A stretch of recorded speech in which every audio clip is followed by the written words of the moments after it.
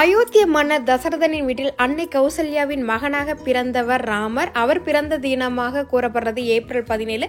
இந்த தினத்தை தான் ராமநவமியா கொண்டாடுறாங்க. இதை நம்ம புராணங்கள்லையும் நிறைய புத்தகங்களையும் படிச்சிருப்போம். அப்பேற்பட்ட இந்த ராமநவமி அன்னைக்கு நிறைய யாகங்கள் வளர்க்குறாங்க. அது மட்டும் இல்லாமல் ராமரோட சேர்த்து சீதையும் பூஜை செய்யும் போது நிறைய சிறப்பான விஷயங்கள்லாம் நடக்கிறதுக்கு வாய்ப்பா இருக்கு.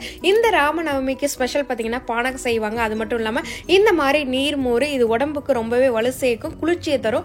Hi hello welcome back to my channel. நான் சுபத்ரா நாராயணன். அப்பேற்பட்ட இந்த நீர்மோர்வை எப்படி சிம்பிளா சூப்பரா எம்மியா டேஸ்டியா வேற லெவலில் செய்யலான்னு பார்த்தலாமா?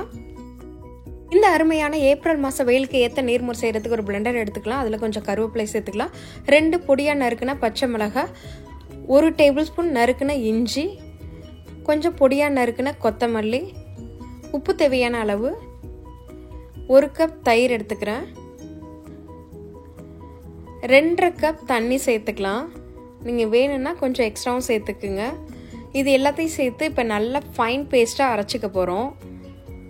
இது காரம் எல்லாமே நம்ம சேர்த்துருக்கோம், நல்லா அப்படியே ஸ்பைசியாக இருக்கும்.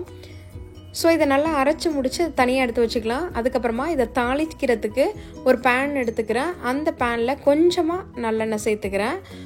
துளியோண்டு நல்லெண்ணெய் சேர்த்துட்டு அது எண்ணெய் நல்லா சூடானதுக்கப்புறமா 1/2 டீஸ்பூன் கடுகு நல்லா தாளிச்சிக்கலாம். கடுகு பொரிஞ்சதுக்கப்புறமா 1/8 டீஸ்பூன் கொஞ்சமாக பெருங்காயத்தூள் சேர்த்துக்கிறேன். அதுக்கப்புறமா பொடியாக நறுக்குன கருவேப்பிலை, கொஞ்சம் பொடியாக நறுக்குன கொத்தமல்லி, இது எல்லாமே ஃப்ளேவருக்காக. இதை திருப்பியும் ஆல்ரெடி நம்ம ஆட் பண்ணியிருக்கோம். அதை நல்லா வதக்கிட்டு இதில் ஆட் பண்ணும்போது இன்னும் செமையாக டேஸ்டியாக இருக்கும். ஸோ இதை ஒரு 30 செகண்ட்ஸுக்கு நம்ம இது பண்ணிவிட்டு அடுப்பு அணைச்சிட்டோன்னா செம அரோமாவாக இருக்கும். இப்போ நம்ம அரைச்சி வச்சுருக்க இந்த மோரில் இந்த தாளிப்பை சேர்த்துக்கலாம். அவ்வளோதான், அட்டகாசமாக செமையான ஒரு சூப்பரான நீர்மோர் ரெடி ஆகிடுச்சு. அவ்வளோ ரெஃப்ரெஷிங்காக இருக்கும், அவ்வளோ ஃப்ளேவர்ஃபுல்லாக இருக்கும். ஸோ நீங்கள் குடிக்கும் போதே நீங்கள் அப்படியே பசியெல்லாம் மறந்து அந்த அளவுக்கு உடம்புக்கு ஒரு புத்துணர்ச்சியை கொடுக்கும் அப்படின்னே சொல்லலாம். இந்த சூப்பரான ரெசிபி ராமநவமிக்கு ஸ்பெஷலாக செய்கிறது. அது மட்டும் இல்லாமல் அடித்து கொளுத்துற வெயிலுக்கு இதை குடிச்சிங்கன்னா இதமாக இருக்கும்.